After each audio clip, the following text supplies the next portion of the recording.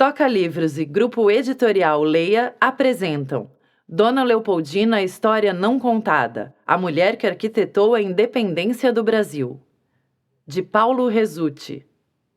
Narrado por Priscila Scholz e Flávio Costa. Fui testemunho ocular e posso asseverar aos contemporâneos que a princesa Leopoldina cooperou vivamente dentro e fora do país para a independência do Brasil.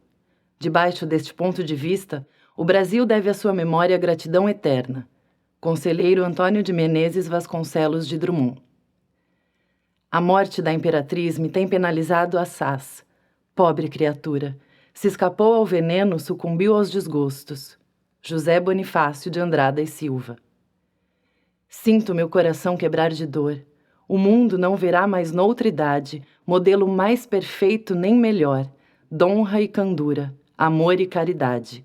D. Pedro I. Apresentação. Uma mulher interessante. Apagada, pouco atraente, traída, são alguns dos adjetivos que me vêm à mente ao me lembrar da imagem que eu fazia da imperatriz Leopoldina há cerca de 10 anos. Ao me debruçar sobre a história de um dos mais famosos casais de amantes brasileiros, D. Pedro e a Marquesa de Santos, Dona Leopoldina ainda me parecia sem muita vida.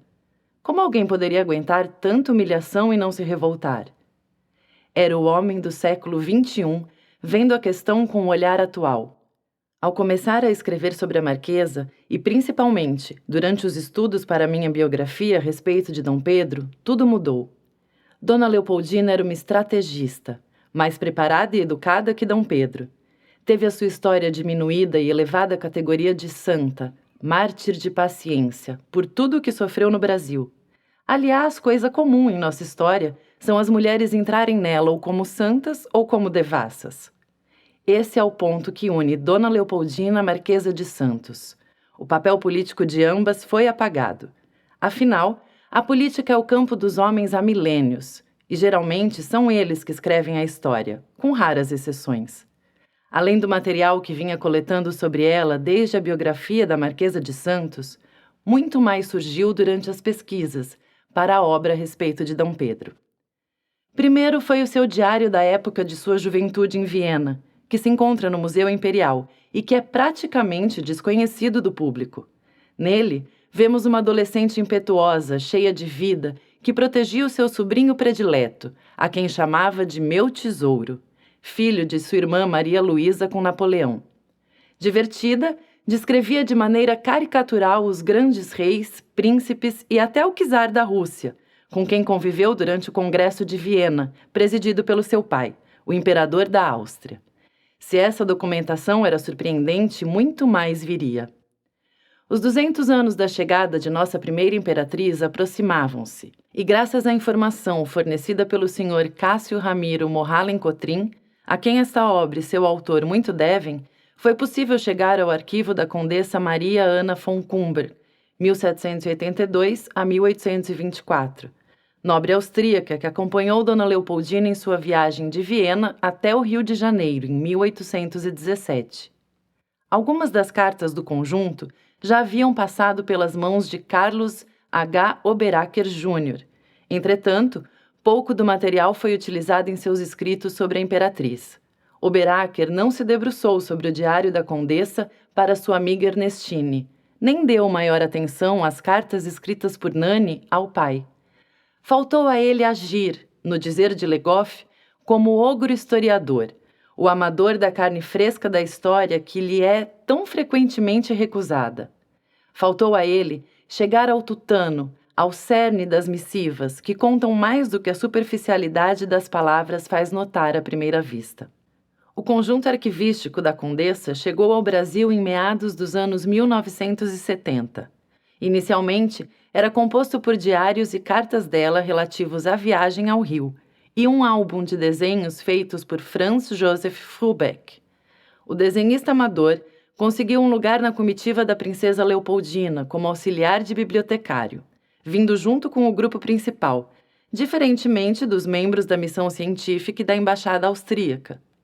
Franz Joseph acabou nos legando o único registro íntimo dessa travessia, que retrata o dia a dia da nau Dom João VI e de seus ocupantes. Esse conjunto documental havia sido adquirido em 1975 pelo Dr. Érico Stickel. Após o falecimento deste em 2005, os desenhos de Frobeck, pertencentes à coleção Kumburg, passaram em 2008 ao Instituto Moreira Salles. Imaginando que os diários e as cartas da Condessa houvessem também passado à instituição, entrei em contato com a senhora Júlia Kovensky, coordenadora da iconografia do IMS.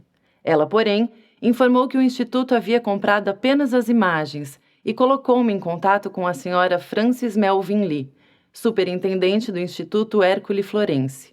Desde 2011, a biblioteca e o arquivo do Dr. Érico Stickel, onde estava a parte manuscrita do arquivo Kumburg, passaram ao IHF. Além das imagens feitas por Frobeck, que se encontram no Brasil, já sabia fazia tempo das que se encontravam na Hispanic Society of America, em Nova York. Essa instituição e o seu acervo são-me familiares.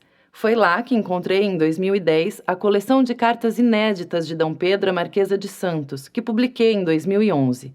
Assim, neste livro, além das imagens do viajante alemão que se encontram no Brasil, foi possível incluir as que estão na Hispanic Society. Também nesta biografia de Dona Leopoldina, encontra-se pela primeira vez em português trechos de um dos livros do mercenário alemão Julius Mansfeld. O relato deste, no que tange ao contato que teve com a imperatriz e as histórias coletadas pelas ruas na época, dá um colorido a mais no cenário do primeiro reinado, mostrando seus costumes e bastidores. Esta obra busca mais que surpreender o leitor com documentação inédita, mostrar facetas quase desconhecidas sobre Dona Leopoldina. Espero que, assim como eu, o leitor possa se surpreender com esta nova visão de uma estrangeira que abraçou o Brasil como seu país, os brasileiros como seu povo e a independência como a sua causa. Paulo Resutti.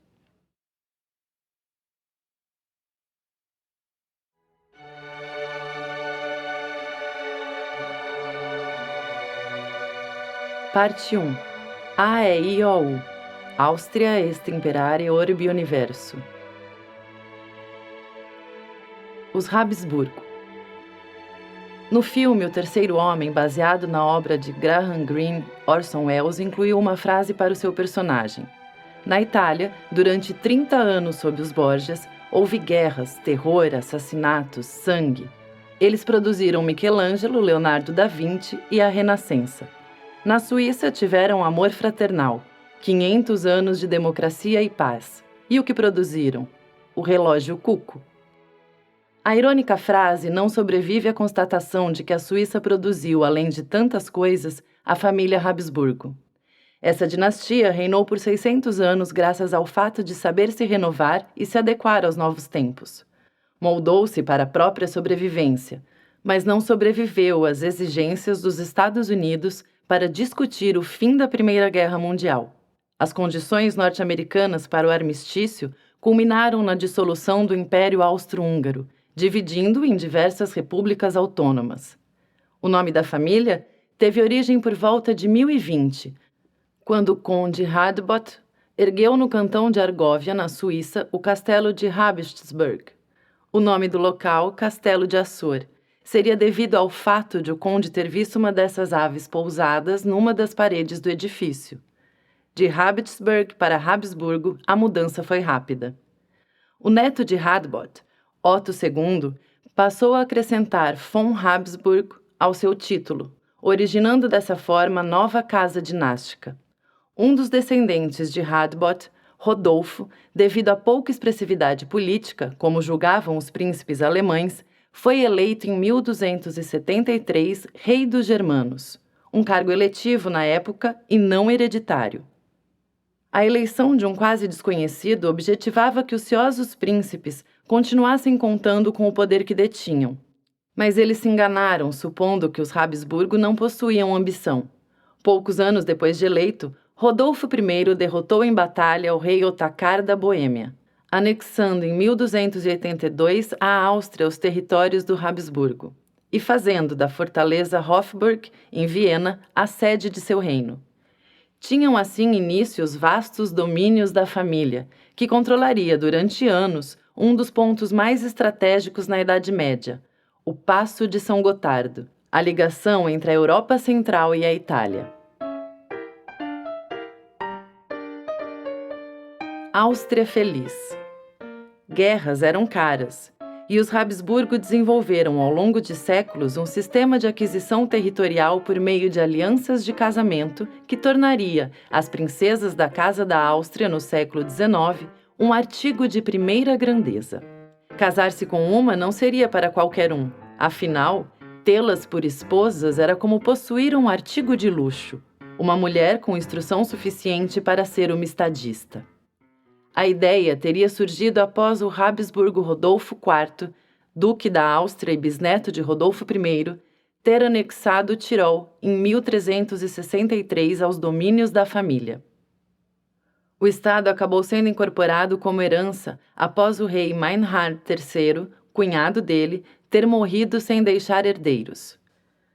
A política de Rodolfo nortearia os próximos 500 anos da dinastia com o mote Bella gerantali, tu Felix Austrianube, Alisa namen quae Marte, da Tibidiva Vênus, que significa: deixe que os outros façam a guerra, tu, Áustria feliz, casa-te. O que Marte dá aos demais, para ti será um presente de Vênus. Tal expressão teria sido baseada numa das cartas das Heroides, de Ovídio, em que Laodâmia escreve para seu amor Protesilaus, implorando que ele se mantenha a salvo durante a guerra de Troia. Bella gerant ali, Protesilaus amet. Os outros que façam a guerra, Protesilaus ama. Entretanto, a história dos Habsburgo não está envolta somente em poesia e uniões para garantir terras, mas em muitas lutas, assassinatos, raptos e casamentos endógamos. As disputas internas e externas da família, suas diversas tentativas em ser reeleita, algumas com sucesso, outras não, ao posto de reis da Alemanha, além da política de expansão de seus domínios pessoais, cada vez mais para o norte e o sul da Europa, iria fragilizar sua base inicial na Suíça. Os Habsburgo foram expulsos de lá e tiveram seu castelo destruído em 1415. AEIOU. Poucos anos mais tarde, em 1452, outro Habsburgo, Frederico III, dirigiu-se a Roma para ser coroado imperador do Sacro Império Romano, pelo Papa Nicolau V. Antes, porém, ele foi até a cidade de Siena, onde desposou a infanta Dona Leonor de Portugal, da dinastia de Avis. Frederico seria o primeiro Habsburgo a ser coroado imperador. A família conservaria o título de 1452 até a dissolução do Sacro Império, em 1806. Somente por um curto lapso de tempo, em 1742 a 1745, outra família, a dos Wittelsbach, foi eleita. Antes de ser coroado imperador pelo Papa, Frederico traçou o que seria o lema da família pelos séculos seguintes.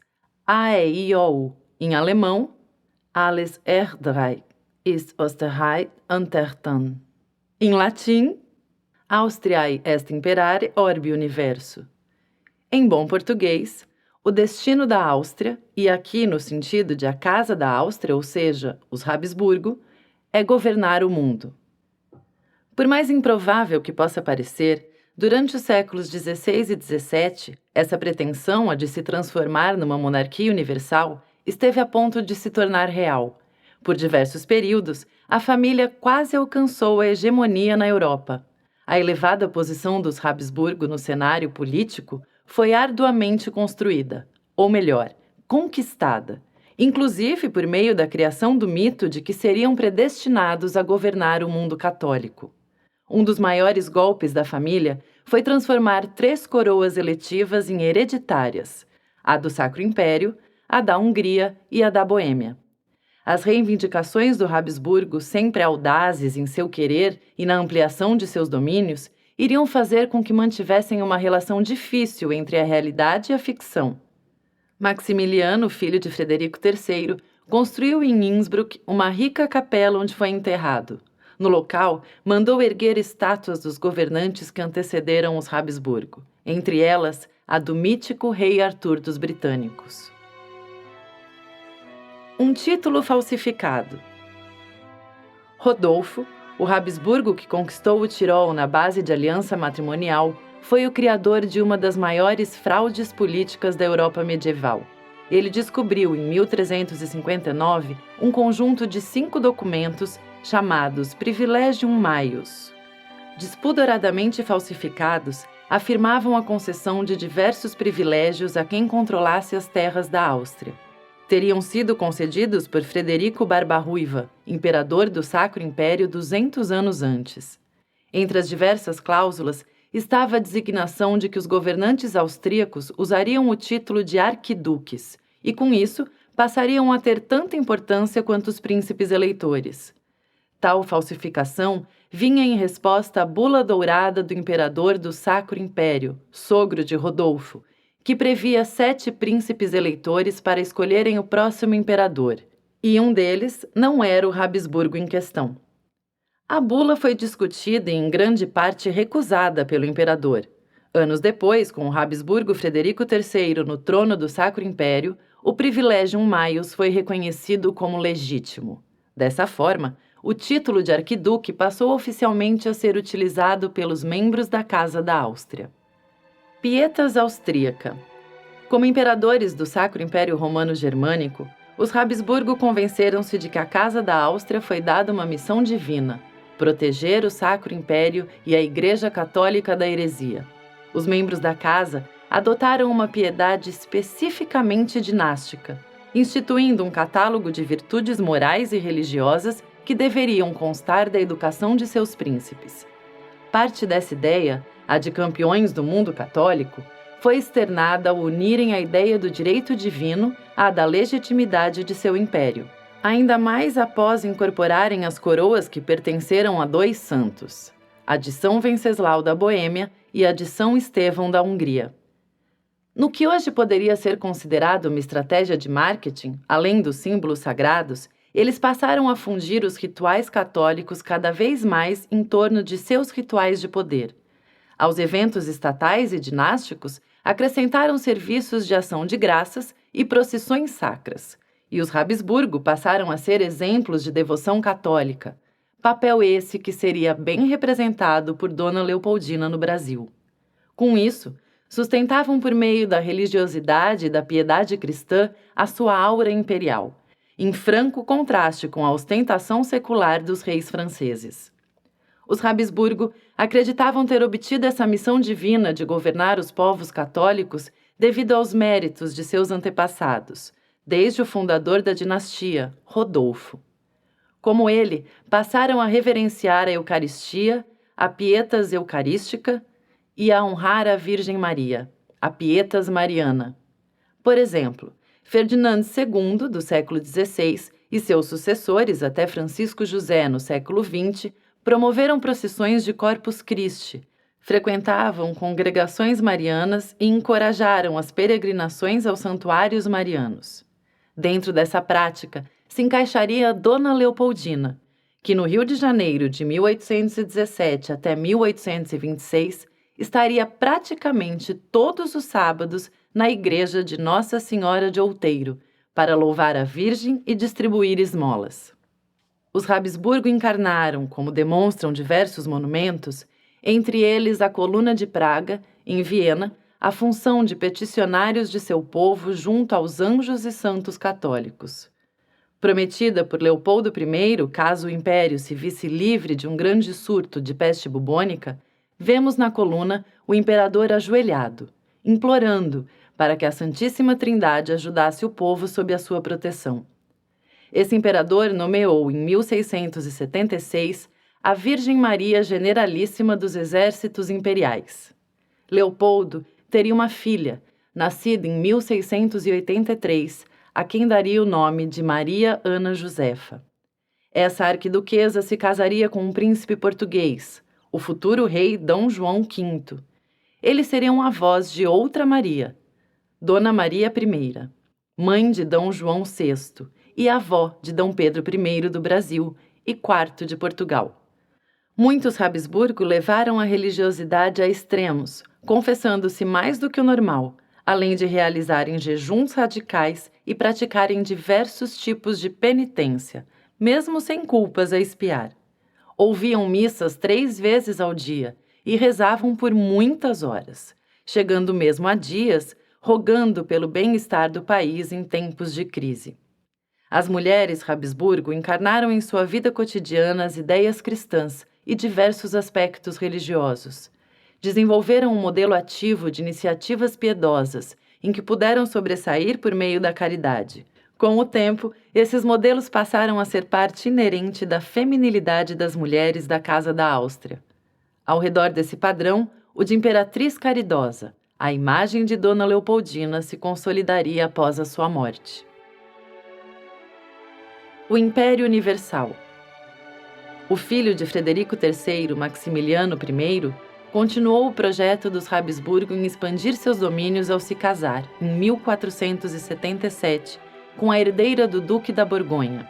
Seu filho, Filipe o Belo, casou-se com a igualmente belíssima Joana, filha de Isabel de Castela e Fernando de Aragão. Os pais dessa princesa haviam fortalecido a Espanha sob o mais rígido catolicismo e expulsado os mouros do sul do país. Mulher forte de visão, Isabel de Castela foi a patrocinadora da viagem de Cristóvão Colombo, o que deu início ao Império Espanhol. Joana entraria para a história como a louca, rainha e falsa demente, acrescentaria Manuel Bandeira em seu famoso poema. Seria esquizofrênica, segundo uns historiadores. De acordo com outros, mais românticos, enlouquecera de ciúmes pelas traições do marido. Existe, porém, outra hipótese. Joana seria uma mulher dotada de temperamento forte, com ideias próprias e nada submissa. A princesa acabou sendo preterida na subida ao trono espanhol, primeiramente pelo pai, que se tornou regente do Reino de Castela, herdado por Joana com a morte da mãe, e posteriormente por seu filho, Carlos I da Espanha e V do Sacro Império. Este manteve a mãe e a irmã mais nova, Catarina, encarceradas juntas. Catarina só saiu do confinamento para se casar com o rei de Portugal, Dom João III. Assumindo dessa forma os vastos domínios dos Habsburgo na Europa e na América, Carlos V dividiu a herança em duas partes. O trono espanhol ficou para seu filho, Filipe II, e o irmão, Fernando, recebeu os territórios ancestrais da família na Europa Central, bem como o título de imperador do Sacro Império Romano Germânico. Além disso, por falecimento de um cunhado, Fernando acrescentaria aos domínios do Habsburgo as coroas da Boêmia e da Hungria. O neto de Catarina, o rei português Dom Sebastião, faleceria na Batalha de Alcácer Quibir, sem deixar herdeiros. Com isso, os Habsburgo espanhóis acabariam por unir a Península Ibérica e as Américas do Sul e Central a uma só coroa, entre 1580 e 1640. Nunca um projeto de poder por meio de alianças matrimoniais dera tantos frutos para uma única família até então. Mas os custos foram enormes, em mais de um sentido. O preço de manter tantos povos sob uma mesma coroa envolvia um enorme gasto político e financeiro. As guerras e combates eram frequentes, e o ouro da América ajudou até certo ponto a manter os domínios unidos. Outro custo foi o genético. Segundo Andrew Marr, além de os territórios controlados pelos Habsburgos serem uma verdadeira mistura de poder político e militar. O princípio de infindável endogamia na família para manter suas possessões demonstrou o sentido do tabu do incesto, um alto preço em crianças mortas e adultos deformados ou incapazes. A esquisitice física dos últimos Habsburgos, de olhos saltados, com imensas mandíbulas inferiores e lábios salientes, foi bem registrada pelos mais bravos pintores da corte.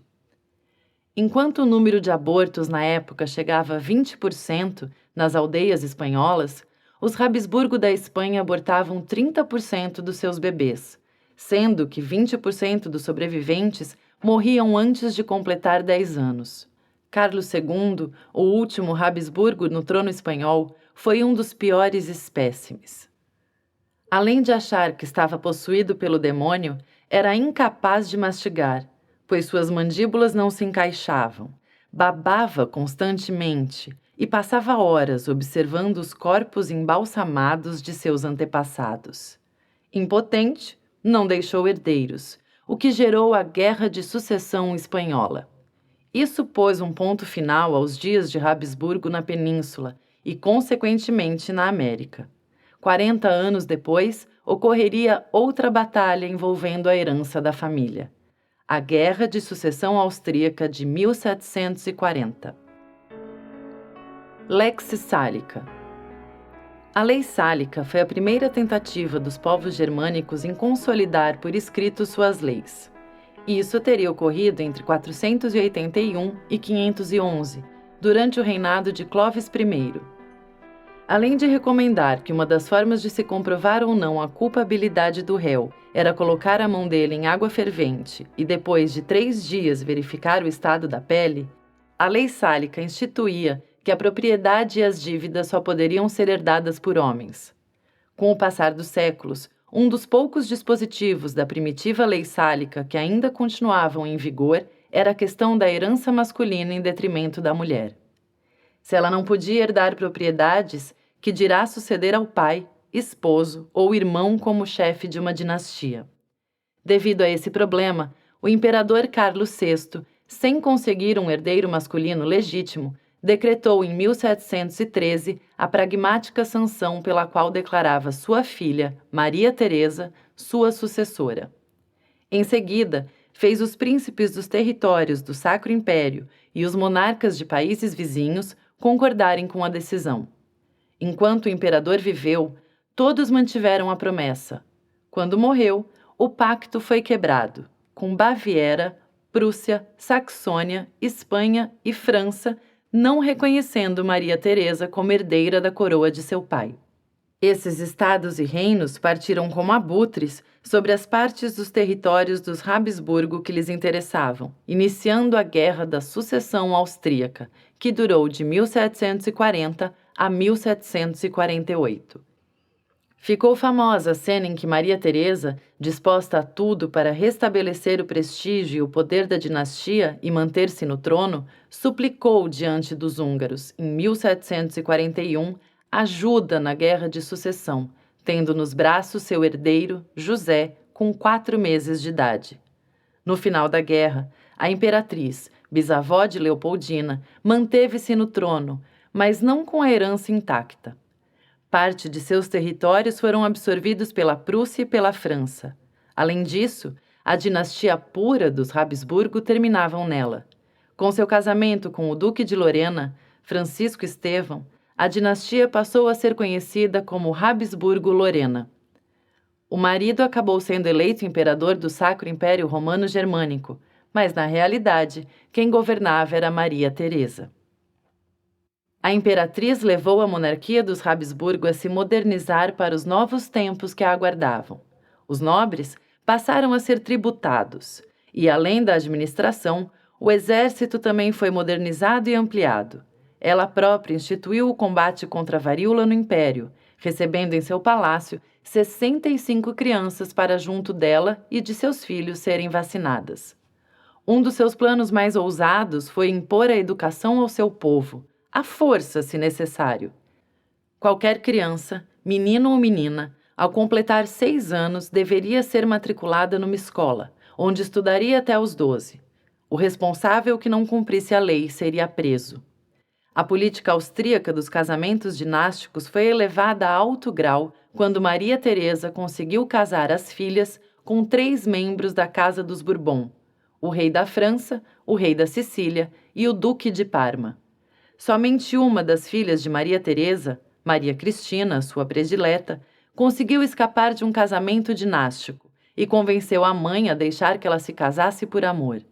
De todos os seus filhos, Maria Antonieta, a trágica rainha da França, seria a mais lembrada, até por ter se deixado levar pela frivolidade secular da corte francesa em detrimento da educação que recebera como uma Habsburgo. Apesar de tudo o que Maria Teresa teve que enfrentar para suceder ao pai, ela conseguiu legar um estado e um exército moderno para seus sucessores. Isso até que os mesmos ventos que derrubaram sua filha do trono francês e a cabeça dela de seu pescoço vieram varrer os alicerces dos demais tronos europeus. O segundo filho de Maria Teresa a ocupar o trono austríaco foi Leopoldo II, avô da arquiduquesa Leopoldina. Assim como a mãe, ele era um déspota esclarecido, um dos diversos governantes europeus que tentaram implementar as ideias iluministas e revolucionar de maneira positiva sua nação. Uma revolução que partia do trono ao povo. O iluminismo foi um processo social, político, cultural, econômico e filosófico que visava, entre outras coisas, ao uso da razão como melhor caminho para se alcançar a liberdade, a autonomia e a emancipação do povo, dando a este amplo acesso à educação. Leopoldo II, imbuído pelo espírito de seu tempo, viu com horror as ideias iluministas acabarem degringolando em 1789, durante a Revolução Francesa. Mais preocupado ficou quando seu cunhado, Luís XVI, foi obrigado a jurar obedecer à Constituição imposta pela Assembleia da França. Esse ato rompia definitivamente com a ideia, tão profundamente cultivada por gerações de Habsburgo, de que os reis haviam sido colocados em seus tronos e de lá governavam por direito divino. Era o colapso do que ficaria conhecido como o Antigo Regime. O novo regime, o do povo, na realidade o da burguesia, fez irromper em diversos pontos da Europa, como nos Países Baixos, então controlados pelos Habsburgo, e em diversos locais da Itália, movimentos descontentes com o sistema absolutista. Muitos governantes, visando a garantia da ordem em seus domínios, acabaram aliando-se com a aristocracia e retrocedendo em suas reformas anteriores. Em 1791, o avô de Leopoldina e o rei da Prússia fizeram a chamada Declaração de Pillnitz, na qual condenavam os acontecimentos na França e ameaçavam o país de invasão caso algo ocorresse com a família real francesa. Isso resultou não só com a França decretando guerra contra eles, mas, em última análise, com a deposição e a prisão dos seus reis. Maria Antonieta, tia-avó de Leopoldina, foi acusada, entre outras coisas, de conspiração contra a França. Declarada culpada sem que houvesse provas, foi levada à guilhotina em 16 de outubro de 1793.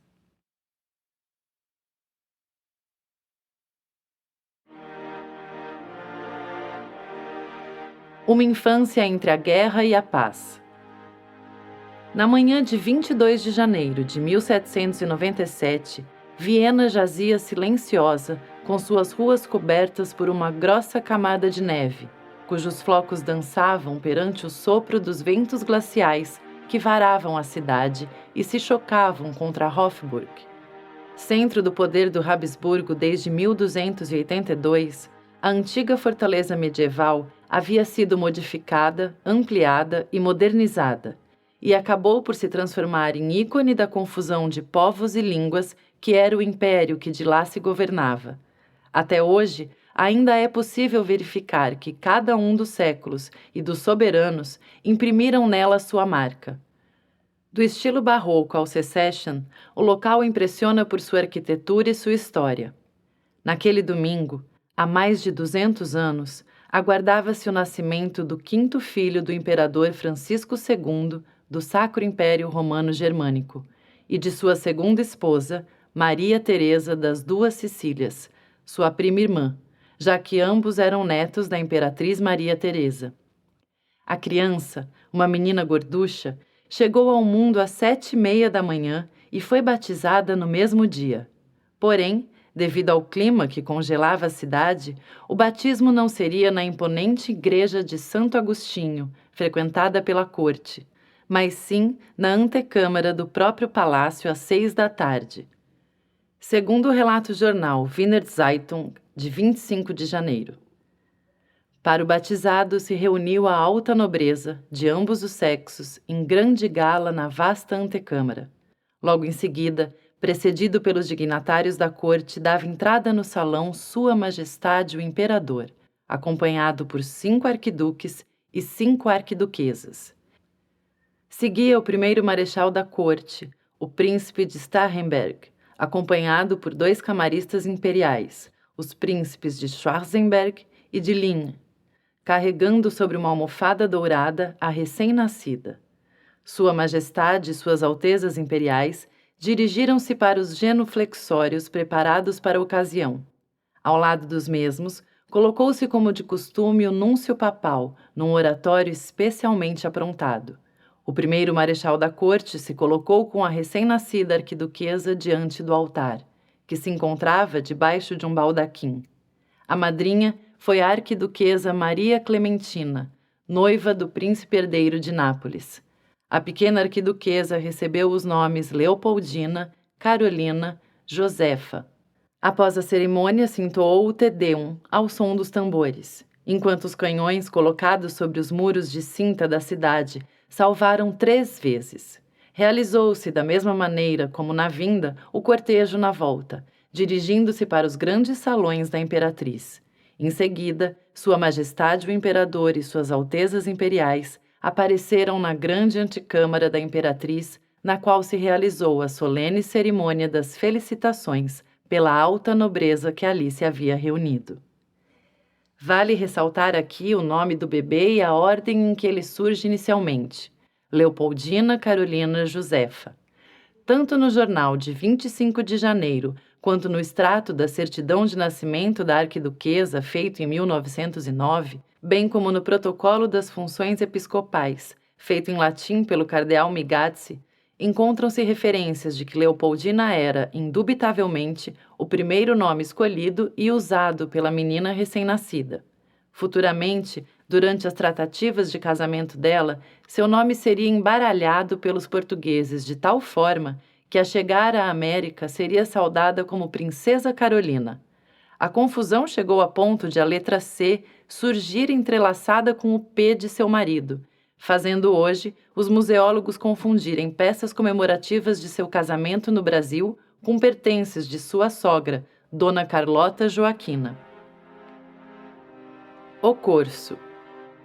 O nascimento de um bebê saudável seria motivo para comemoração, mesmo não sendo um herdeiro masculino, mas o clima não estava para festas. O ancestral trono do Habsburgo estava ameaçado. Em 1792, primeiro ano do reinado de Francisco II, pai de Leopoldina, os estados fronteiriços à revolucionária França, a Áustria, a Espanha e os reinos da Sardenha, da Prússia e de Nápoles, além da Inglaterra, declararam guerra aos franceses. A união desses países não visava apenas dar uma lição a quem se aventurasse a depor seus governantes. Além de servirem de exemplo, punindo um povo e um governo insurgente, os aliados queriam sufocar os ideais de liberdade, igualdade e fraternidade, que começavam a florescer nos campos franceses encharcados com o sangue dos aristocratas. Se em meio ao processo os vizinhos conseguissem abocanhar alguns trechos do território francês, não iria ser nada ruim. Mas, surpreendentemente, não foi bem isso que aconteceu. A França, em meio ao caos interno, conseguiu se reerguer e estruturar um exército que fizesse frente a essa coalizão de países invasores.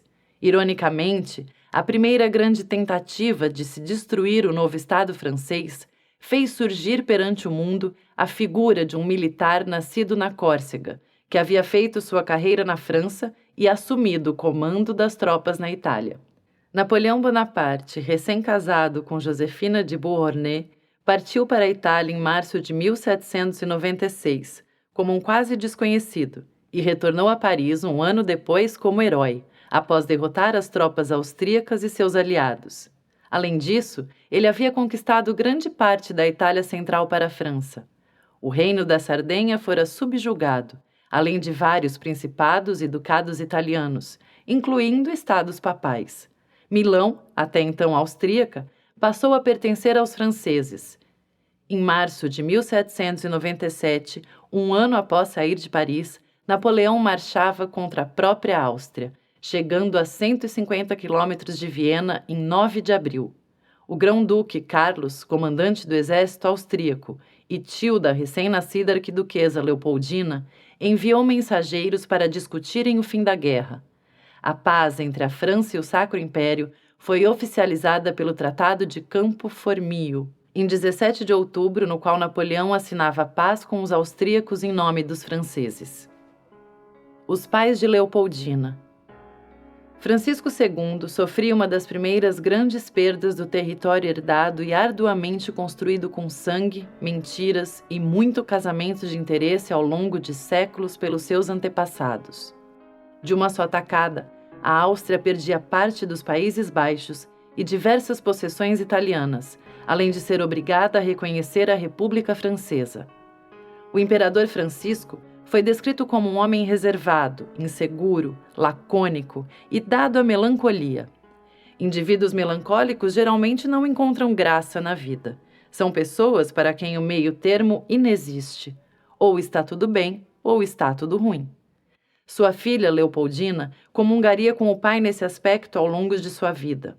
Talvez isso explique algumas questões, como o fato de ambos quererem se refugiar no seio da própria família e não desfrutarem completamente da vida da corte. Francisco era muito culto, falava diversos idiomas e, seguindo a tradição dos Habsburgo, era profundamente devoto e dado à caridade. Inteligente, era dotado de raciocínio rápido, o que facilitava piadas e gracejos espirituosos. Mas não possuía muita força de vontade nem visão de estadista. Esse ponto seria compensado pelos homens dos quais se cercou, como o chanceler Clemens Wenzel von Metternich.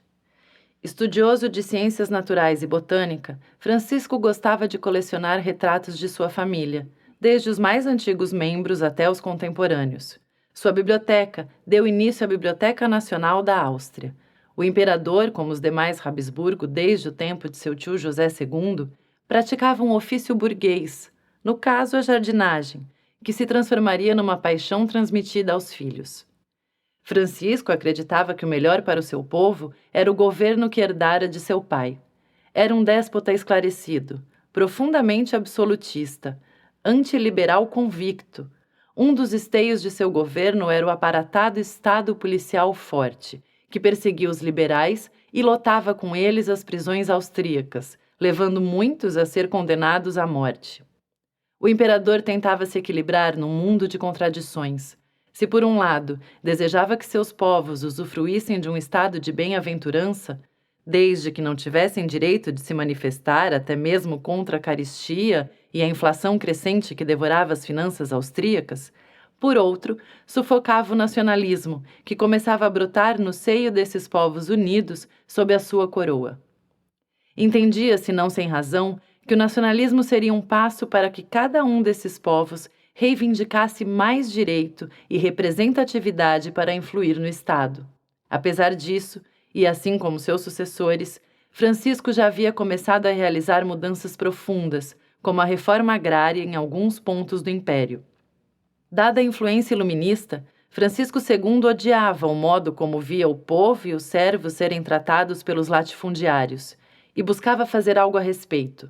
Mas todo o cuidado era pouco. Seu próprio governo havia sido taxado de jacobinista por conta da reforma agrária. Perder o amor do povo e o apoio da aristocracia, como demonstrado pela Revolução Francesa, era um péssimo negócio. Assim, tentando fazer o possível para governar, e bem, Francisco acabou adotando o povo como uma grande família. Viajava muito, dava audiências e ouvia a população, chegando ao extremo de ler pessoalmente cada processo da enorme e burocrática máquina governamental que fazia o império funcionar. Por um lado, tentava ser o mais justo possível e fazer o melhor que podia. Por outro, seu controle sobre tudo causava mais lentidão ao governo. Num arranjo feito por seu tio, o imperador José II, Francisco casou-se em 6 de janeiro de 1788 com Isabel, a filha do Duque de Württemberg. O casamento durou pouco mais de 2 anos. Grávida, Isabel ficou muito abatida quando, em fevereiro de 1790, teve início a agonia de José II. A arquiduquesa acabou tendo um parto prematuro, durante o qual faleceu, e a criança sobreviveu à mãe por 1 ano. O imperador faleceu 2 dias após Isabel. Francisco, viúvo, casou-se em segundas núpcias com sua prima, a princesa Maria Teresa das Duas Sicílias. De temperamento completamente oposto ao do marido, ela era uma mulher vivaz, enérgica e bastante inteligente. Tinha traços bem marcantes, como os retratos e gravuras demonstram. Seus lábios cheios, uma das características dos Habsburgo, foram herdados por sua filha Leopoldina, assim como os olhos azuis e os cabelos louros. A imperatriz, bastante alegre, sempre buscando diversões, quer no seio da família ou fora dela, na corte, com bailes, mascaradas e outras brincadeiras, seria acusada de perdulária. Em certas ocasiões, chegava a trocar mais de 2 vezes de vestido numa única noite. O período era de recessão e alta inflação em todo o império. Como a primeira família da nação, os Habsburgo deveriam dar o exemplo. Mas o mote dela, pelo visto, era se divertir de qualquer maneira, tanto num baile faustoso na corte quanto na convivência íntima, como as surpresas que preparava com os filhos para os aniversários do marido. Podia ser a apresentação de uma peça com crianças como atores, ou mesmo um concerto familiar, no qual todos, incluindo o imperador, participavam tocando algum instrumento. A mãe da arquiduquesa Leopoldina, assim como os demais Habsburgo, foi uma incentivadora das artes de seu tempo. Dedicava-se à pintura e tinha bom ouvido musical, chegando a atuar como cantor em eventos na corte, como missas e oratórios. Foi protetora dos irmãos Michael e Joseph Haydn. Joseph dedicou a Maria Teresa uma missa, a que chamou de Theresienmesse. A própria imperatriz cantou-a como soprano solista na apresentação privada à corte vienense em maio de 1801. Ludwig van Beethoven, que dedicou a ela o septeto em mi bemol maior, e o poeta Friedrich Schiller eram patrocinados pelo cunhado de Maria Teresa, o arquiduque Rodolfo. A prática dos Habsburgo como fomentadores da arte era tão arraigada a eles como seu apoio à filantropia. Uma influência que Maria Teresa incutiu nos filhos foi a falta de preconceito social. Num dos divertimentos que preparou num dos aniversários de Francisco II, por exemplo, a filha mais velha, a arquiduquesa Maria Luísa, divertiu-se dançando com o filho do cozinheiro. Certos tipos de preconceito são adquiridos na infância, no seio familiar, e o de se achar superior a pessoas de classe, cor e posição social diferentes das suas não foi passado a Leopoldina por sua família. Esse fato iria fazer uma grande diferença no modo como o povo brasileiro veria, anos depois, aquela princesa loura e de pele bem clara, sempre disposta a parar para conversar com os necessitados, independente de suas condições sociais ou da cor da pele.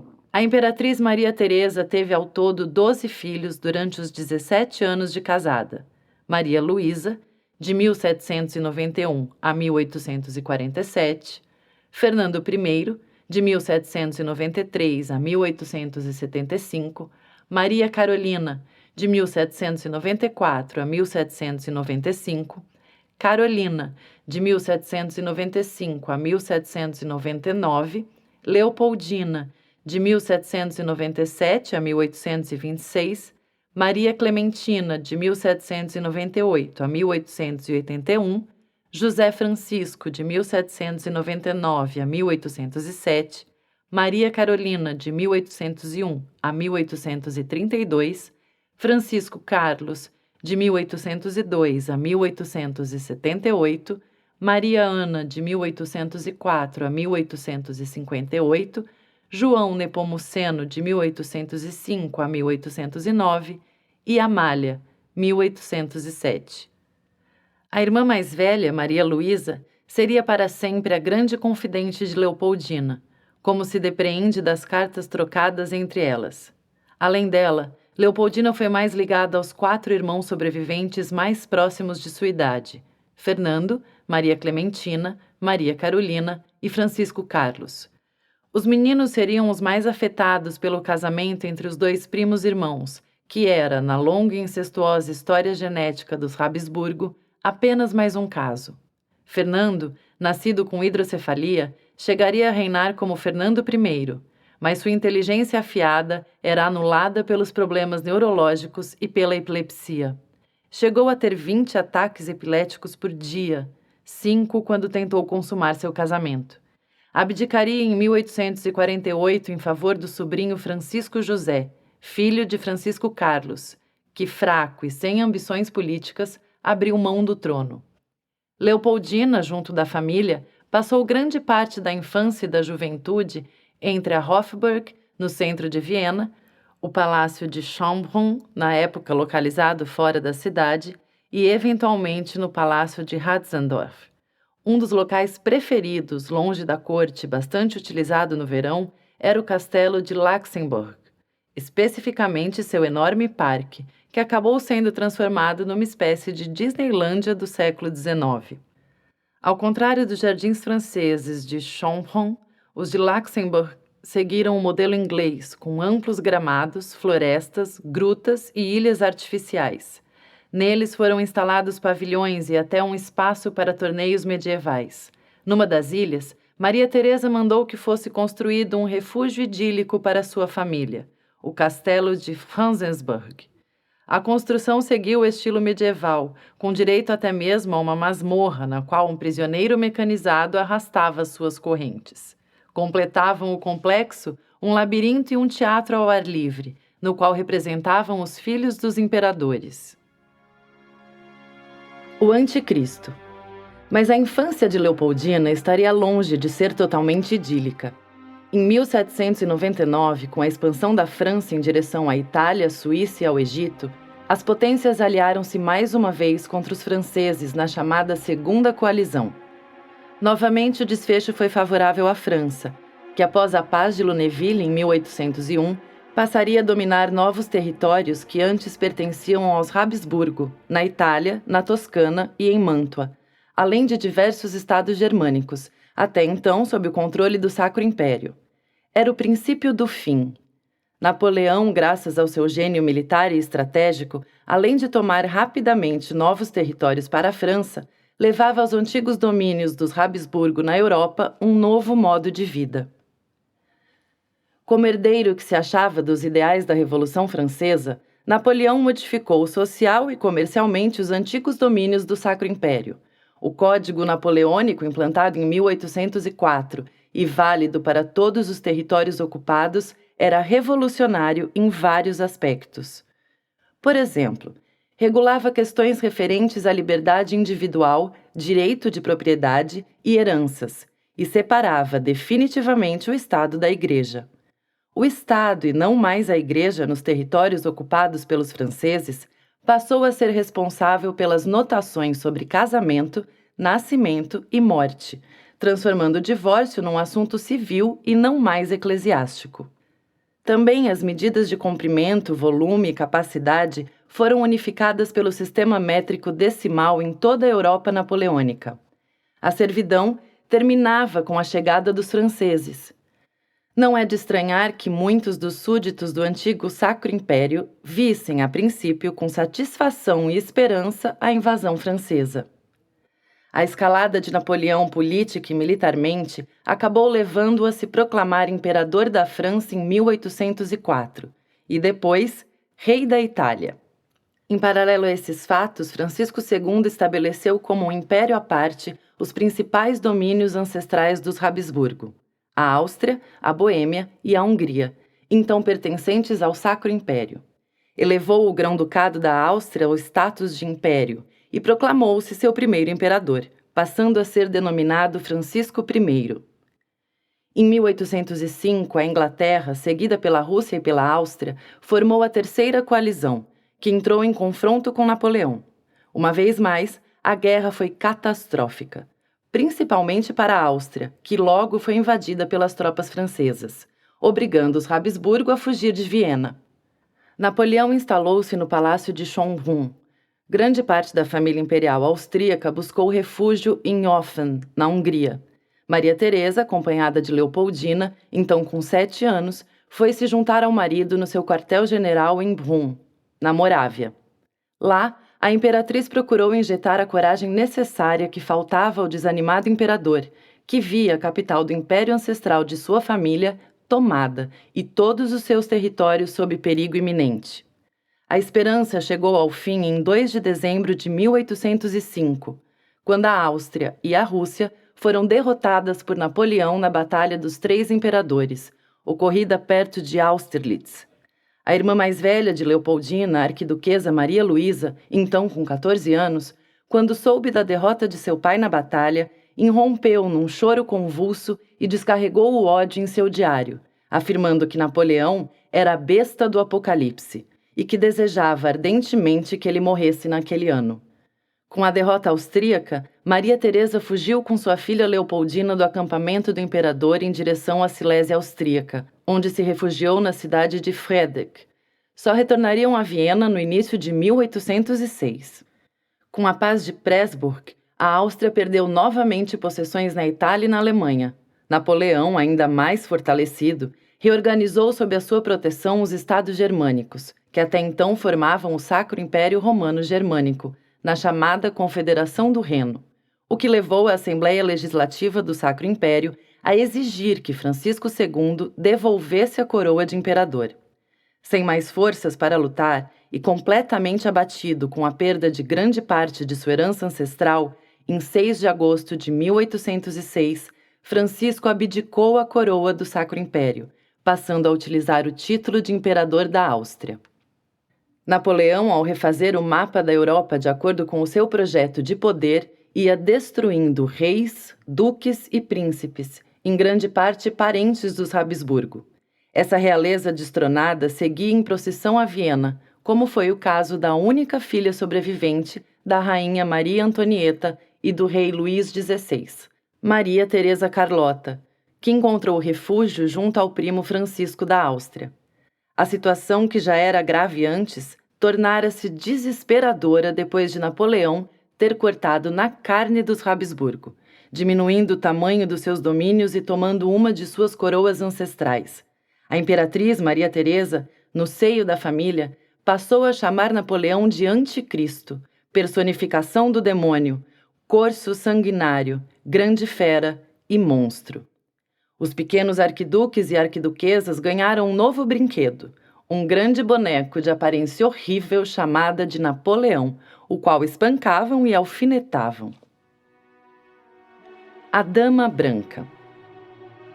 Uma das inúmeras lendas medievais germânicas diz respeito a uma mulher de branco que aparece para membros de casas da alta nobreza, como os Hohenzollern e os Habsburg. Vista durante séculos, até mesmo servindo algumas vezes de mensageira para que seus descendentes não cometessem erros fatais na condução de seus governos, a Dama Branca também foi avistada por membros dessas casas, significando que alguns de seus familiares morreriam em breve. Ela teria sido vista na Hofburg, quando da morte de Maria Antonieta na França, e teria continuado aparecendo para membros da Casa de Habsburgo até a derrocada da dinastia, no final da Primeira Guerra Mundial. Leopoldina teria sido um dos Habsburgo que a avistaram num dos soturnos corredores da Hofburg em abril de 1807, quando tinha 10 anos. Suas aias tentaram racionalizar, dizendo que o que a arquiduquesa vira na realidade era uma dama da corte, que, vestida de branco, deixava a igreja de Santo Agostinho por uma passagem pouco utilizada. Mas certos momentos de nossa vida, ainda mais da nossa infância, não são possíveis de ser encarados com a razão. Leopoldina estava para perder a mãe e sabia disso. A imperatriz Maria Teresa, por ter fugido de Napoleão no meio do inverno de 1805, rumado para o acampamento do imperador e depois fugido novamente com a derrota austro-russa em Austerlitz, acabou com a saúde abalada. No inverno de 1806, grávida, contraiu pleurisia tuberculosa. Pressentindo a morte, chamou todos os filhos para junto do seu leito e despediu-se deles, dando-lhes sua última bênção. Em 6 de abril de 1807, a imperatriz sofreu um aborto, falecendo no dia 13. O pai de Leopoldina, num surto, agarrou-se ao cadáver inerte da esposa, de onde só foi retirado à força pelo irmão, o arquiduque Carlos. Durante o funeral, Francisco manteve-se afastado junto com seus 2 herdeiros. A madrasta.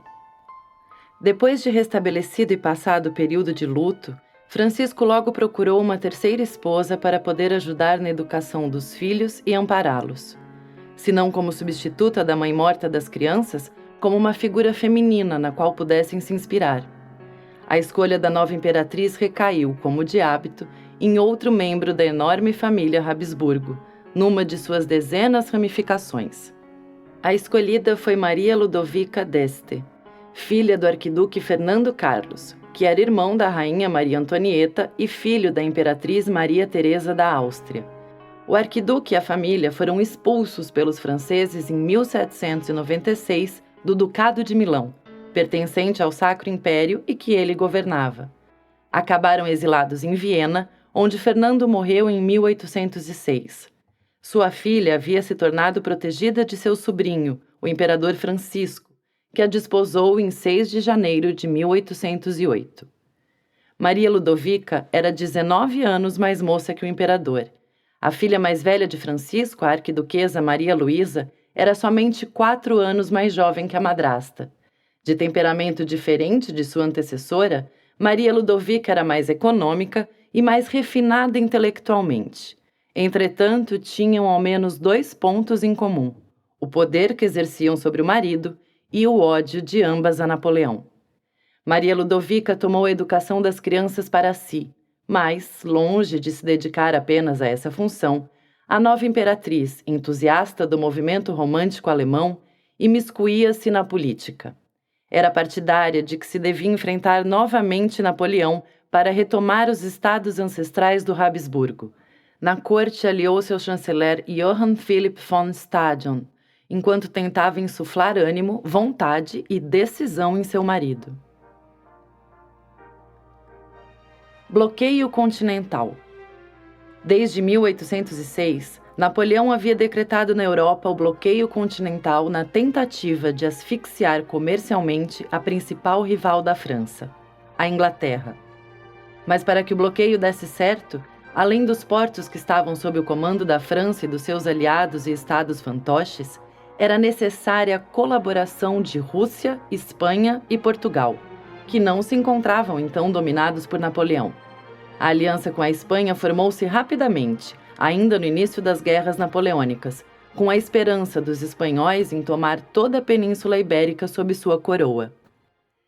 Essa história de esperanças de conquistas territoriais só terminou bem para uma única pessoa, ao menos por um tempo: Napoleão.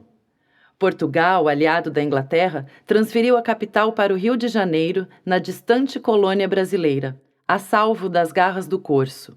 Este, apesar de possuir um poderoso exército, não contava com uma esquadra com capacidade bélica para fazer frente à Marinha Real Britânica, que reinava soberana nos oceanos do mundo. Tido como fujão, Dom João, o príncipe regente português que reinava no lugar da mãe, a rainha Dona Maria I, interditada com problemas mentais, conseguiu, ao transferir a capital de seu reino para o Brasil, salvar a mais rica colônia portuguesa. Diferentemente do que acabou ocorrendo com as demais colônias europeias na América Latina, o Brasil terminou por ficar unido, enquanto os vice-reinos da Espanha desmoronaram e acabaram se transformando em dezenas de estados militarizados, guerrando interna e externamente com seus vizinhos. Os reis da Espanha e seu filho, que, aliados a Napoleão, haviam tramado contra Dom João, acabaram sendo presos em maio de 1808, e no trono espanhol foi colocado José Bonaparte, irmão do imperador francês. O que Napoleão não previu foi a onda de patriotismo espanhol que culminou na insurreição do povo e das tropas contra os franceses. Em 19 de julho de 1808, o exército napoleônico conheceria sua primeira derrota na cidade espanhola de Bailén, onde soldados franceses e o seu comandante foram aprisionados. Esse seria o primeiro de diversos levantes ocorridos na Península Ibérica, inclusive com o auxílio do exército inglês, que ocupou Portugal em nome do príncipe Dom João VI e fortaleceu as defesas do país. A primeira grande derrota de Napoleão e o levante da população contra os franceses causaram uma onda pela Europa já farta de tanta guerra. A população dos territórios que antes aplaudiam a chegada dos franceses agora queriam se livrar desse fardo. Se antes, com a inicial ocupação, o modo de vida havia melhorado, com leis e igualdade para todos, agora os tributos ficaram mais pesados. Chegavam a taxar o número de portas, janelas e móveis que a casa possuía. Outro fator de descontentamento era o alistamento obrigatório, muitas vezes forçado, em que o soldado era obrigado a servir ao exército por 5 anos. Além do dinheiro e dos homens para alimentar sua máquina de guerra, as cidades por onde o exército napoleônico passava eram obrigadas a dar pensão, comida e vinho para os soldados. Somado a isso, ainda havia o bloqueio continental, que impedia os camponeses de exportar o excedente de sua colheita. Produtos como café, chá e açúcar, além de tecidos, somente eram possíveis de obter por contrabando com valores abusivos. Quinta Coalizão. O sucesso do levante espanhol, que obrigou Napoleão a ir pessoalmente para a península, e o descontentamento contra os franceses na Europa Central, fez com que o chanceler Stadion da Áustria se animasse e tentasse levantar as populações dos estados germânicos oprimidos pelos franceses. A chamada Quinta Coalizão foi a menor de todas e baseada em esperanças de alianças com a Rússia e a Prússia, que não ocorreram. Napoleão, retornando às pressas para Paris, a fim de abafar uma revolução palaciana que tentava sua deposição, chegou a tempo para assumir pessoalmente seus exércitos contra os austríacos. A guerra teve início em abril de 1809, com o exército austríaco sendo comandado pelo arquiduque Carlos, irmão do imperador Francisco, responsável pela modernização da força. Não obstante as pesadas perdas que Carlos infligiu aos franceses e das grandes vitórias como a de Aspern, um ataque de epilepsia forçou-o a se retirar de Wagram, no início de julho. A guerra terminou com a capitulação dos austríacos e com Napoleão novamente se instalando em Viena. O imperador francês acabou sendo convencido pelo príncipe de Talleyrand, seu ministro das Relações Exteriores, a poupar a Casa Real da Áustria e seu império. Segundo o ministro, Sua Majestade pode agora eliminar a monarquia austríaca ou restabelecê-la. Este conglomerado de estados deve ficar junto. É absolutamente indispensável para o futuro bem-estar do mundo civilizado. Talleyrand, uma verdadeira raposa diplomática que sobreviveria aos 3 monarcas a que serviu e à Revolução Francesa, era regiamente subornado pelos austríacos havia anos. Em 14 de outubro, foi assinado o Tratado de Schönbrunn. Apesar de a Casa da Áustria permanecer no trono, ao contrário de grande parte das casas europeias, seu território seria novamente expropriado. Seriam obrigados a pagar uma indenização de 85 milhões de francos e limitar o exército a 150 mil homens. A Virgem sacrificada ao Minotauro. Napoleão, casado com Josefina desde 1796, alegava que ela era sua estrela da sorte. Apesar disso, fidelidade não era o forte de nenhum dos dois, e a família Bonaparte odiava a imperatriz, tentando por diversas vezes livrar-se dela, até que o próprio destino deu o seu jeito. O declínio de Josefina teve início devido a uma descoberta importante. Napoleão podia gerar herdeiros. Josefina era mais velha que o marido e já tinha 2 filhos do primeiro casamento com o visconde Alexandre de Beauharnais, decapitado durante a Revolução Francesa. Eugênio e Hortência foram adotados por Napoleão e colocados em tronos pela Europa. A Eugênio, casado com Augusta, filha do rei da Baviera, coube o posto de vice-rei da Itália. Hortência foi casada com o irmão de Napoleão, Luís, feito rei da Holanda. Entretanto, apesar do amor aos filhos postiços, o corso queria sua própria descendência e descobriu que poderia tê-la quando engravidou a condessa polonesa Maria Walewska. Ao contrário das outras amantes, Napoleão tinha certeza de que Maria havia se entregue apenas a ele. O marido da condessa tinha mais de 70 anos, 52 a mais que a esposa, e praticamente a deu ao imperador francês, na expectativa de este conceder liberdade política aos poloneses. Walewska engravidou em Viena, quando acompanhava o amante na invasão de 1809. A partir desse momento, Napoleão começou a aventar a hipótese de se casar com alguma princesa europeia e gerar um herdeiro. Inicialmente, seus olhares voltaram-se para a grã-duquesa Ana, irmã do czar Alexandre I da Rússia. O czar tergiversou.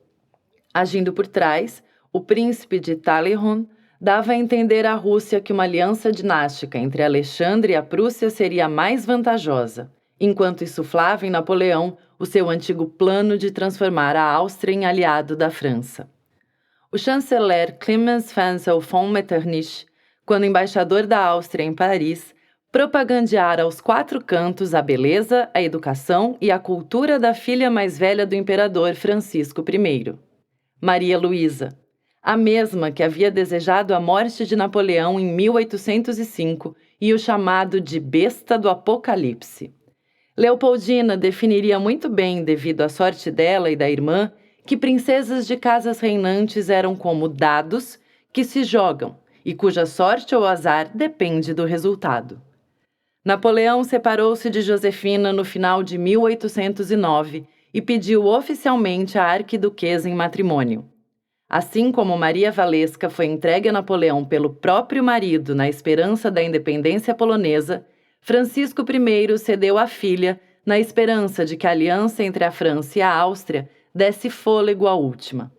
A penúria em que o Estado austríaco ficou por conta das indenizações ordenadas por Napoleão foi tanta que tiveram que se contentar com um exército ainda menor do que o estipulado pelo Tratado de Paz.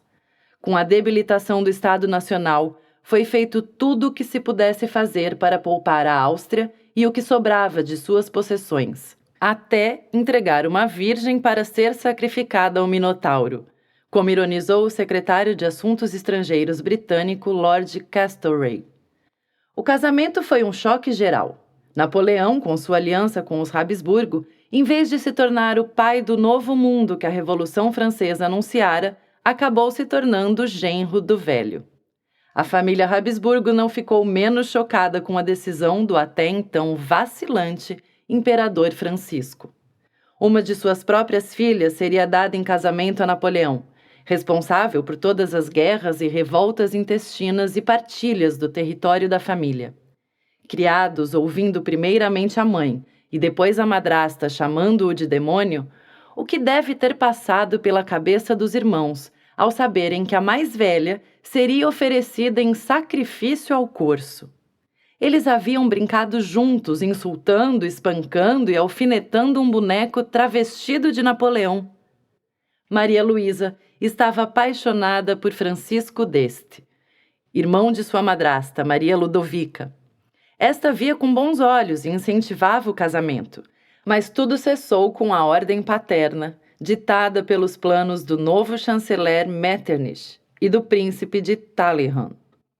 Todos calaram e obedeceram. Afinal, a educação moral e religiosa, a disciplina e a obediência vinham em primeiro lugar. Os filhos da casa imperial deviam ser educados para serem instrumentos submissos e úteis da política de Estado. Ou quase. Um dos poucos registros de revolta partiu da arquiduquesa Maria Carolina das Duas Sicílias, tia e sogra de Francisco I, além de avó das crianças. É justamente o que me faltava, tornar-me agora ainda avó do diabo. A indignação de Maria Carolina era compreensível. Em 1806, ela e o marido haviam sido derrubados do trono napolitano pelo agora novo neto. Era inconcebível para esses reis depostos o fato de alguém, em tão curto espaço de tempo, ter destruído tudo que os Habsburgo haviam demorado tantos séculos para construir. Poucos conseguiam compreender que eram os ideais da Revolução Francesa por detrás desse homem, além de seu gênio militar, que faziam o mapa da Europa mudar com tanta frequência. Mudanças seriam inevitáveis para se manter no poder. A Prússia, por exemplo, entendeu isso após perder a guerra para os franceses em 1806 e, sem revolução, instituiu dezenas de reformas internas para fazer frente ao novo mundo que se iniciava. A Áustria pretendia, com o casamento de Maria Luísa com Napoleão, ganhar tempo para se levantar. Mesmo assim, deve ter sido um duro golpe, até para o mais pragmático dos pais, dar a filha a um plebeu que coroou a si mesmo. Alguém sem o mínimo pudor em dispor de tronos e coroas ancestrais e distribuí-las entre generais sem estirpe e seus familiares, como Napoleão fizera. Francisco I transformava sua filha em imperatriz da França, cujo novo trono havia sido alicerçado sobre os corpos de seus tios, os reis Luís XVI e Maria Antonieta. Além disso, o imperador austríaco entregava Maria Luísa em casamento a um homem divorciado e excomungado pelo Papa. Mas no final, Francisco I não estava fazendo nada que seus ancestrais não teriam feito para manter a dinastia no poder. Em 11 de março de 1810, foi realizado o casamento de Maria Luísa por procuração na igreja de Santo Agostinho, em Viena. 2 dias depois, ela partia em direção a Paris. Impossível não nos atrevermos a imaginar quanto Maria Luísa deve ter pensado na sua tia-avó, a rainha Maria Antonieta. Ela percorria a mesma trajetória que sua ancestral havia feito 40 anos antes.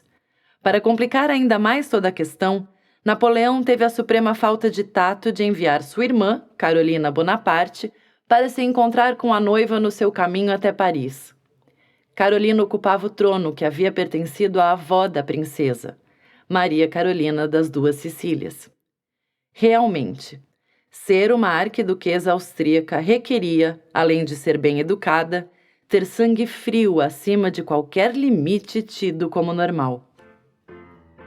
Sobre a educação de uma princesa. O mote inventado por Rodolfo IV para a Casa de Habsburgo em 1363, quando da anexão do Tirol, os outros que façam guerra, tu, Áustria feliz, casa-te, havia sido elevado a uma verdadeira arte. A cultura e a educação formal de uma arquiduquesa austríaca faziam com que essas princesas fossem o que existia de melhor para um príncipe ter ao lado de si na hora de governar. Leopoldo II, filho da imperatriz Maria Teresa, avó da arquiduquesa Leopoldina, havia instituído as linhas da educação dos príncipes da Casa de Habsburgo. Ele acreditava que as crianças deveriam ser desde cedo inspiradas a ter qualidades elevadas, como humanidade, compaixão e desejo de fazer o povo feliz. É preciso começar estudando cabalmente o caráter das crianças, formá-las segundo as suas tendências, mas antes de mais nada é necessário conseguir-se a confiança dos filhos, torná-los sinceros e francos e inculcar-lhes a aversão à mentira, à dissimulação, às artimanhas, às bisbilhotices, etc. Leopoldo II não reformou o sistema educacional de sua casa sem uma razão. O mundo mudava, e com ele deveriam mudar também os príncipes que quisessem manter seus tronos, suas coroas e as cabeças em seus devidos pescoços. Nas instruções para a educação dos príncipes, o imperador alertava: Hoje em dia, quando um dos nossos herda um trono, já não se trata como outrora de uma propriedade devidamente adquirida, mas sim de um cargo, de uma pesada incumbência, e é preciso quebrar-se a cabeça para reinar tanto quanto possível de acordo com os desejos dos seus súditos. O programa de ensino dos arquiduques incluía disciplinas como leitura, escrita, alemão, francês, italiano, dança, desenho, pintura, história, geografia e música em módulo avançado, matemática, aritmética e geometria, literatura, física, latim, canto e trabalhos manuais. Após a partida de Maria Luísa para Paris, a correspondência de Leopoldina para ela ganharia fôlego. Saudosa e buscando encurtar a distância, a irmã mais nova descrevia todos os detalhes do seu dia a dia. Dessa forma, sabemos como era o cronograma de estudos de Leopoldina, conforme ela própria narra em carta de 11 de outubro de 1810. Quero te descrever brevemente meu programa diário. Levanto-me às 7h30, às 8h30 vou à igreja, às 9h chega Felbenberg. Todos os dias, às segundas, quartas e sextas, vem Jung das 10 às 11. E às terças, quintas e sábados, faço minhas lições. Das 11 às 12, todos os dias, vem Obernob. À tarde, das 3 às 8, tenho todos os 4. E nos outros dias, Darnaud e Eimbler. E todos os dias, Hitler. Depois leio. Aos 14 anos, as lições já eram diferentes, como podemos ver por esta outra carta datada de 11 de abril de 1814. Tenho 3 novos mestres. 1. Abade Rogier, como mestre de geometria e matemática, que estudei durante o outono e inverno e onde fiz meus maiores progressos. Agora estou repetindo-as. 2. O Abade Newman, como mestre de numismática, 3 vezes por semana, das 10 às 11, que me diverte muito. 3. O Abade Stelzheimer, 3 vezes por semana, das 8 às 9 da noite, que me aborrece muito e com quem não faço grandes progressos. Desde cedo, Leopoldina mostrou maior inclinação para as disciplinas de ciências naturais, interessando-se principalmente por mineralogia. A arquiduquesa herdou do pai o hábito do colecionismo, montou acervos de moedas, plantas, flores, minerais e conchas, que eram alimentados por Maria Luísa. A irmã, agora imperatriz dos franceses, mandava-lhe exemplares da França e de outros pontos da Europa, além de novidades do mundo da moda. Em 1810, durante uma estada na Boêmia, Leopoldina visitou a Universidade de Praga, onde conheceu a biblioteca, a mesa onde se dissecavam os cadáveres e o laboratório de química, cujo cheiro achou horroroso. O que mais lhe agradou foi a parte dedicada à mineralogia. Fomos para o gabinete dos minerais, que contém exemplares raros e mais de 51 vitrines. Eu poderia passar o dia inteiro lá dentro sem comer nada. Desde que estive em Praga, aumentei minha coleção com algumas pedras e exemplares lindos. Ao que parece, a liberdade em que viviam, conhecendo as redondezas da cidade sem uma escolta adequada, acabou levando-a a ser assaltada. Ela mesma narrou o fato com bastante naturalidade. Durante um passeio de Praga a Liben, fomos assaltadas por um habitante de Praga e tivemos que esperar pelas carruagens numa cabaninha precária perto de Troia, que fica entre Praga e Liben. Meus pés ficaram totalmente molhados. Por mais que alguns pesquisadores afirmem que o mundo dos arquiduques era fechado e restrito a um círculo íntimo, mantendo-os alheios ao que ocorria ao redor dos príncipes, isso não parece corresponder inteiramente à realidade. Diversos indícios nas cartas trocadas por Leopoldina mostram que essa proteção não seria tão restritiva. Por exemplo, esse relato tranquilo a respeito do assalto, ou ainda o pedido que ela fez ao pai em setembro de 1809, consciente da crise econômica que assolava a Áustria. Os filhos da falecida camareira Rendel me pediram que lhe transmitissem a súplica de não abandoná-los agora, porque os pobres órfãos estão numa situação muito difícil com a horrível carestia de Viena. Posso esperar de sua misericórdia, bom papai, que atenderá ao meu pedido? Meu coração diz que sim, e certamente ele fala a verdade. Outro hábito cultivado pelos Habsburgo desde o século XVII era a participação em récitas teatrais, óperas e balés. Além da diversão, as crianças eram, desse modo, treinadas para falar em público.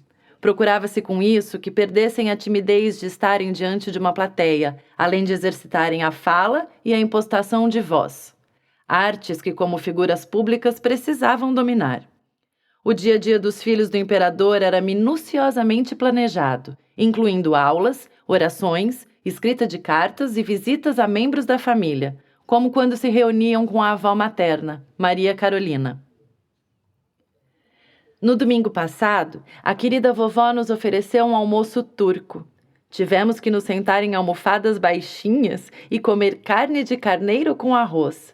Deu de presente a cada uma de nós um vestido como que as mulheres usam no serralho, e ao irmão Francisco um estojo completo de apetrechos de viagem. Essa apreciação da família pelo exotismo de terras distantes iria alimentar em Leopoldina o gosto pelo novo. O interesse dos Habsburgo pelo estrangeiro não era apenas voltado ao Oriente, cujas sucessivas invasões otomanas haviam deixado uma marca indelével em Viena. Também a América, Ásia e África despertavam a curiosidade da família por meio da fauna e da flora. esta última estudada e cultivada por eles em jardins e estufas. Os Habsburgo apreciavam o trabalho com a terra. Tanto na residência de verão de Luxemburg, quanto no palácio de Schönbrunn, havia jardins onde os príncipes podiam cultivar até 400 tipos de planta. Leopoldina tinha especial prazer em descrever como estava ficando o seu jardim, no castelo de Luxemburg, para a irmã Maria Luísa. Empenho-me bastante para passear, principalmente em meu jardim, meu predileto, cheio de frutas, em particular maçãs, peras, um abrunho amarelo e ameixeiras, uma cerejeira, 24 pessegueiros, 12 parreiras, 4 gingeiras e 2 damasqueiros. Depois muitas árvores exóticas e plantas perenes. Além disso, há canteiros com brotos e frutas silvestres. Em outra ocasião, informou que ela e os irmãos se encontravam com o pai das 2h30 às 4h30 da tarde no terraço de um dos palácios. Aí trabalhavam transplantando flores e tirando mudas, inclusive de flores enviadas por Maria Luísa de diversos lugares. Mas nem tudo eram estudos e visitas protocolares. As crianças também se divertiam. Aconteceram bailes no castelo do Conde Valles e no nosso. O nosso foi um baile para crianças, onde dancei muito. Pensei muito em ti, porque também gostas tanto de dançar.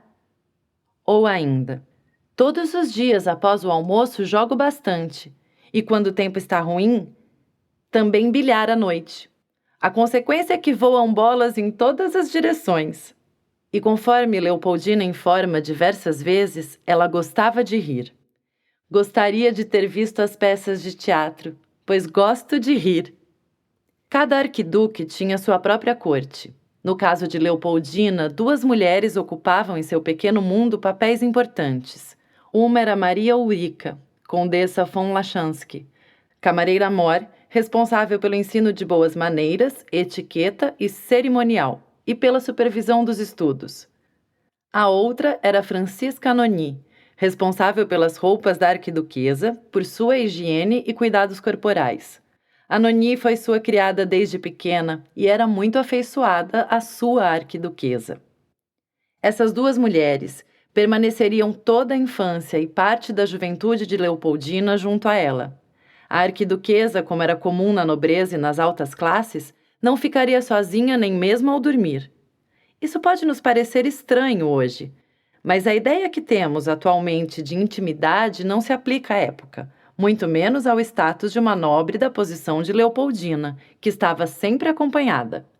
Até mesmo durante os momentos de escrever suas cartas, que tinham horários para ser redigidas, permanecia com mais alguém. Percebemos a presença de outras pessoas junto a Leopoldina nos pós-escritos de suas cartas.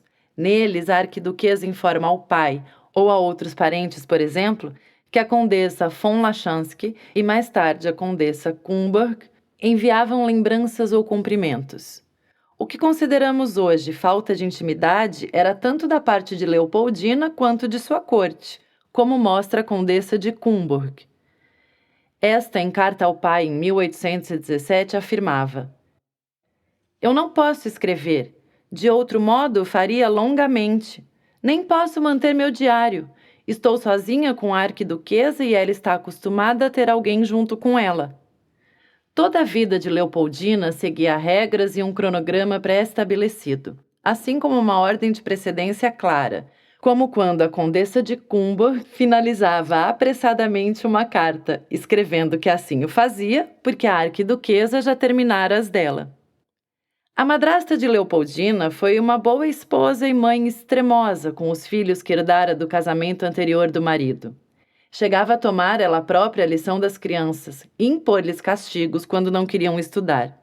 Foi a responsável pela introdução de Leopoldina ao Pietas austríaca. A imperatriz Maria Ludovica cuidou da preparação dela no catecismo e levou-a à sua primeira Eucaristia. Logo após a partida de Maria Luísa em direção ao seu destino na França, Leopoldina ingressou, em 3 de maio de 1810, na Ordem da Cruz Estrelada, uma ordem exclusivamente feminina e aristocrática. Seus membros deviam se dedicar à oração, à adoração da Santa Cruz, a levar uma vida de virtude e a praticar obras de assistência espiritual, além de se envolverem em trabalhos de caridade. A ordem foi criada por uma antepassada de Leopoldina após um incêndio na Hofburg, quando uma das relíquias dos Habsburgo, um pedaço atribuído como sendo da verdadeira cruz de Cristo, sobreviveu milagrosamente ao fogo. Assim como ocorrera com a mãe de Leopoldina, a madrasta sentiu os efeitos da fuga de Viena e de todos os horrores da guerra, bem como o choque de ver Maria Luísa casada com Napoleão. Tentando recuperar a saúde, foi com a enteada e sua corte para a cidade balneária de Carlsbad. Em maio de 1810, Leopoldina escreve para a irmã: Ontem a querida mamãe não se sentiu bem. Ficou indisposta durante a refeição. Por isso retirou-se aos seus aposentos e à noite esteve de cama com fortes dores de cabeça. Estou convicta de que compartilhas todas as tuas alegrias comigo. Por isso quero dizer-te que vou para Carlsbad com a querida mamãe. Partimos no dia 5 de junho.